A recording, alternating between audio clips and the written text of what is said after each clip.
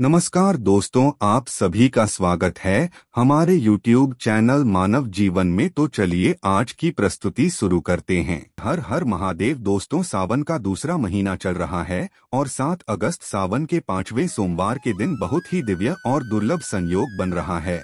और अगर आप इस दिन इस एक जगह पर एक जोड़ी हरी चूड़ी बांध देते हैं तो मात्र 3 दिन में आपकी हर मनोकामना पूरी हो जाएगी और आपके घर से हर प्रकार की समस्या खत्म हो जाएगी। दोस्तों, सावन का महीना अपने आप में ही दिव्य और चमत्कारी माना जाता है और सावन का हर सोमवार अपने आप में ही एक अलग महत्व रखता है। इस दिन भोलेनाथ से आप जो भी मंगाते हैं उसे भगवान खुशी खुशी पूरा कर देते हैं। दोस्तों, सावन में हरी चूड़ियों का भी अपना एक अलग महत्व है। माना जाता है कि इस रंग की चूड़ियां और कपड़े पहनने से परिवार में खुशहाली बनी रहती है। शास्त्रों में भगवान शिव को योगी भी कहा जाता है। योगी होने से उन्हें प्रकृति की सुंदरता के बीच हरियाली में ध्यान लगाकर बैठना पसंद है। इसी के चलते मान्यता है कि हरा रंग महादेव को बेहद प्रसन्न है।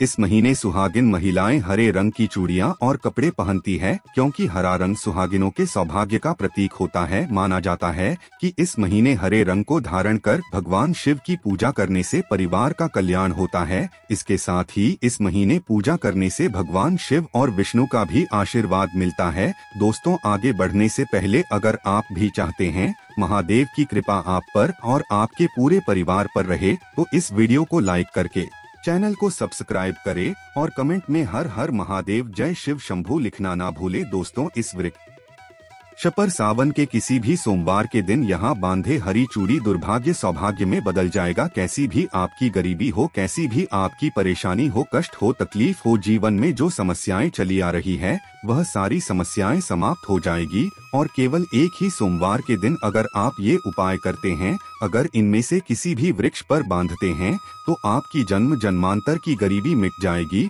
और शीघ्र आपकी एक ही सोमवार के दिन यह उपाय करने से मनोकामना पूर्ण होगी। तो दोस्तों, वह वृक्ष कौन से हैं, आइए जानते हैं। प्रथम वृक्ष है दोस्तों शमी का वृक्ष। शमी के वृक्ष के बारे में ध्यान से सुनिए। शमी का वृक्ष माता पार्वती एवं भगवान भोलेनाथ जी का मिश्रित रूप कहा जाता है। जो दोस्तों, शमी के वृक्ष को उमामहेश्वर भी कहा गया है। पूरे सावन शमी के वृक्ष पर माता पार्वती और भगवान भोलेनाथ जी का वास माना जाता है। सावन के महीने में गोधूली बेला पर और प्रदोष काल में, यानी इस समय अर्थात जब ना दिन हो और ना ही रात्रि हो, संध्या काल का समय हो, तो इस वृक्ष को संध्या काल के समय गोधूली बेला पर या प्रदोष काल के समय इस वृक्ष को छूने से सभी दोष कष्ट परेशानियां समाप्त हो जाती है। केवल सावन के महीने में छूने मात्र से दोस्तों, सावन के महीने में शमी वृक्ष की जड़ पर अगर कच्चा दूध डाला जाए तो भगवान भोलेनाथ शीघ्र प्रसन्न होते हैं एवं माता पार्वती जी का खूब आशीर्वाद प्राप्त होता है। श्रमिक का वृक्ष जिस घर में लगा होता है उस घर में कल्याण हो जाते हैं, सभी प्रकार के भौतिक सुखों की प्राप्ति होती है। तो दोस्तों, सावन की किसी भी सोमवार के दिन शमी वृक्ष पर उमा महेश्वर का ध्यान करते हुए 2 जोड़ी हरी जरूर बांधे, सभी प्रकार के भौतिक सुखों की प्राप्ति होती है। दोस्तों, सावन के किसी भी सोमवार के दिन इस वृक्ष पर आप उमा महेश्वर का नाम करते हुए हरी बांधे। दोस्तों, हरे रंग का सिंगार जो भी मिल जाए उसे जरूर बांधें। कैसी भी आपकी मनोकामना हो एक ही सोमवार में शीघ्र पूर्ण हो जाएगी। दोस्तों, आपको भगवान शिव एवं माता पार्वती का ध्यान करते हुए आपको 1 जोड़ा हरी चूड़ी या फिर 2 जोड़ा हरी चूड़ी आपको शमी के वृक्ष में जरूर बांध देना है। या फिर पूरे सावन में अगर आप शमी के पत्ते भगवान भोलेनाथ के पूजन में उन्हें चढ़ाते हैं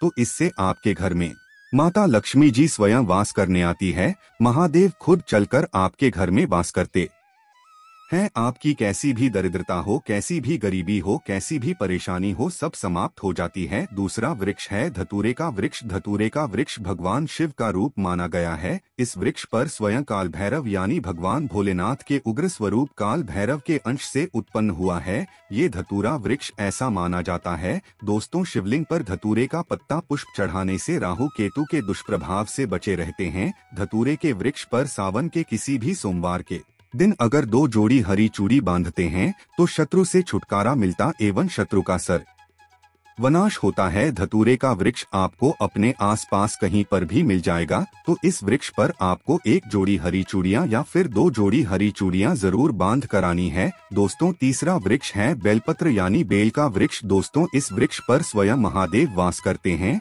और माता पार्वती वास करती है। तो सावन के सोमवार की किसी भी सोमवार के दिन, कोई भी सोमवार हो, आप जरूर जाएं और एक थाली में आप हरी चूड़ी ले लें, एक जोड़ी, और जितनी भी श्रृंगार की चीजें हैं ये ले ले, और आप एक लाल फीता या एक हरे फीते के सहारे लाल चूड़ी को ले जाकर इस वृक्ष पर बांधे। फिर देखिए कैसे चमत्कार होता है। आपकी कैसी भी मनोकामना हो, कैसी भी इच्छा हो, हाथों हाथ पूर्ण करेंगे भगवान भोलेनाथ एवं माता पार्वती। दोस्तों, वैसे अगर आप वृक्ष पर नहीं बांध सकते हैं, जैसे कि साधारण लोग नहीं जा सकते हैं, जैसे बहुत सी महिलाएं नहीं जा सकती है, तो साधारण रूप से भी यह आप कर सकती है। आप क्या करें कि आपके आसपास कहीं पर भी अगर मदार का वृक्ष मिल जाए, मदार का वृक्ष तो आसपास कहीं पर भी मिल जाएगा, तो आप मदार के वृक्ष में भी एक जोड़ा हरी चौड़ी जरूर बांधें, क्योंकि इस वृक्ष पर भी स्वयं महादेव वास करते हैं। तो मदार जैसे आकड़े का वृक्ष भी कहते हैं, इससे आग का वृक्ष भी कहते हैं, तो इस पर भी जाकर आप बांधे, विशेष लाभ होता है। और अगर नहीं मिलता तो फिर आप सावन के किसी भी सोमवार के दिन आप केले के वृक्ष में, इसमें स्वयं भगवान विष्णु निवास करते हैं और माता लक्ष्मी जी वास करती है, तो आप जरूर जाकर एक जोड़ा हरी चूड़ी बांधे। कैसी भी मनोकामना हो, कैसी भी परेशानी हो, परेशानी तो दूर होगी ही, साथ ही मनोकामना पूर्ण होगी। दोस्तों, इसके साथ ही यदि इस दिन आप सावन सोमवार की व्रत कथा पर आते हैं या सुनते हैं, तो आपकी हर तरह की मनोकामना तुरंत पूर्ण हो जाएगी। तो आइए आपको सुनते हो सावन सोमवार की व्रत कथा। एक समय की बात है, किसी नगर में एक साहूकार रहता था। उसके घर में धन की कोई कमी नहीं थी, लेकिन उसकी कोई संतान नहीं थी। इस कारण वह बहुत दुखी था। पुत्र प्राप्ति के लिए वह प्रत्येक सोमवार व्रत रखता था और पूरी श्रद्धा के साथ शिव मंदिर जाकर भगवान शिव और पार्वती जी की पूजा करता था। उसकी भक्ति देखकर एक दिन मां पार्वती प्रसन्न हो गईं और भगवान शिव से उस साहूकार की मनोकामना पूर्ण करने का आग्रह किया। पार्वती जी की इच्छा सुनकर भगवान शिव ने कहा कि हे पार्वती, इस संसार में हर प्राणी को उसके कर्मों का फल मिलता है और जिसके भाग्य में जो हो उसे भोगना ही पर रहता है। लेकिन पार्वती जी ने साहूकार की भक्ति का मान रखने के लिए उसकी मनोकामना पूर्ण करने की इच्छा जताई। माता पार्वती के आग्रह पर शिवजी ने साहूकार को पुत्र प्राप्ति का वरदान तो दिया, लेकिन साथ ही यह भी कहा कि उसके बालक की आयु केवल 12 वर्ष होगी। माता पार्वती और भगवान शिव की बातचीत को साहूकार सुन रहा था। उसे ना तो इस बात की खुशी थी और ना ही दुख। वह पहले की भांति शिवजी की पूजा करता रहा। कुछ समय के बाद साहूकार के घर एक पुत्र का जन्म हुआ। जब वह बालक 11 वर्ष का हुआ तो उसे पढ़ने के लिए काशी भेज दिया गया। साहूकार ने पुत्र के मामा को बुलाकर उसे बहुत सारा धन दिया और कहा कि तुम इस बालक को काशी विद्या प्राप्ति के लिए ले जाओ और मार्ग में यज्ञ कराना। जहाँ भी यज्ञ कराओ वहाँ ब्राह्मणों को भोजन कराते और दक्षिणा देते हुए जाना। दोनों मामा भांजे इसी तरह यज्ञ कराते और ब्राह्मणों को दान दक्षिणा देते काशी की ओर चल पड़े। रात में एक नगर, जहाँ नगर के राजा की कन्या का विवाह था, लेकिन जिस राजकुमार से उसका विवाह होने वाला था वह एक आंख से काना था। राजकुमार के पिता ने अपने पुत्र के काना होने की बात को छुपाने के लिए एक चाल सोची। साहूकार के पुत्र को देखकर उसके मन में एक विचार आया। उसने सोचा क्यों न इस लायक एक को दूल्हा बनाकर राजकुमारी से विवाह करा दूं। विवाह के बाद इसको धन देकर विदा कर दूंगा और राजकुमारी को अपने नगर ले जाऊंगा। लड़के को दूल्हे के वस्त्र पहनाकर राजकुमारी से विवाह कर दिया गया, लेकिन साहूकार का पुत्र ईमानदार था, उसे यह बात न्याय संगत नहीं लगी। उसने अवसर पाकर राजकुमारी की चुन्नी के पल्ले पर लिखा कि तुम्हारा विवाह तो मेरे साथ हुआ है, लेकिन जिस राजकुमार के संग तुम्हें भेजा जाएगा वह एक आंख से काना है। मैं तो काशी पर रहने जा रहा हूँ। जब राजकुमारी ने चुन्नी पर लिखी बातें पर ही तो उसने अपने माता पिता को यह बात बताई। राजा ने अपनी पुत्री को विदा नहीं किया, जिससे बारात वापस चली गई। दूसरी ओर साहूकार का लड़का और उसका मामा काशी पहुँचे और वहाँ जाकर उन्होंने यज्ञ किया। जिस दिन लड़के की आयु 12 साल की हुई उसी दिन यज्ञ रखा गया। लड़के ने अपने मामा से कहा कि मेरी तबीयत कुछ ठीक नहीं है। मामा ने कहा कि तुम अंदर जाकर सो जाओ। शिव जी के वरदान अनुसार कुछ ही देर में उस बालक के प्राण निकल गए। मृत भांजे को देख उसके मामा ने विलाप शुरू किया। संयोगवश उसी समय शिवजी और माता पार्वती उधर से जा रहे थे। पार्वती ने भगवान से कहा, स्वामी मुझे इसके रोने के स्वर सहन नहीं हो रहा, आप इस व्यक्ति के कष्ट को अवश्य दूर करें। जब शिवजी मृत बालक के समीप गए तो वह बोले कि यह उसी साहूकार का पुत्र है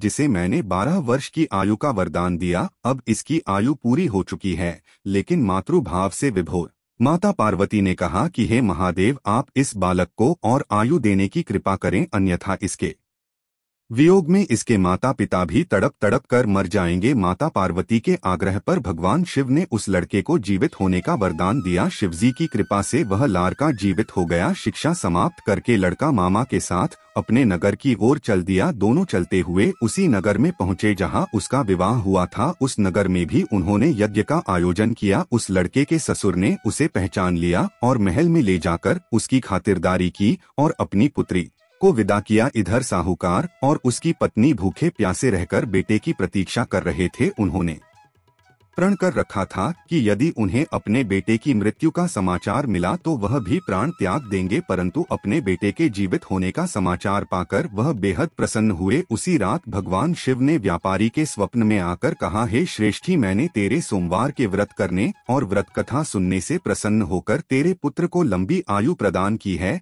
इसी प्रकार जो कोई सोमवार व्रत करता है या कथा सुनता और पर आता है, उसके सभी दुख दूर होते हैं और समस्त मनोकामनाएं पूर्ण होती है। दोस्तों, आशा करते हैं वीडियो काफी अच्छी लगी होगी। वीडियो में दी गई जानकारी अगर अच्छी लगी हो तो प्लीज हमारे चैनल मानव जीवन को सब्सक्राइब करें, लाइक करें। धन्यवाद।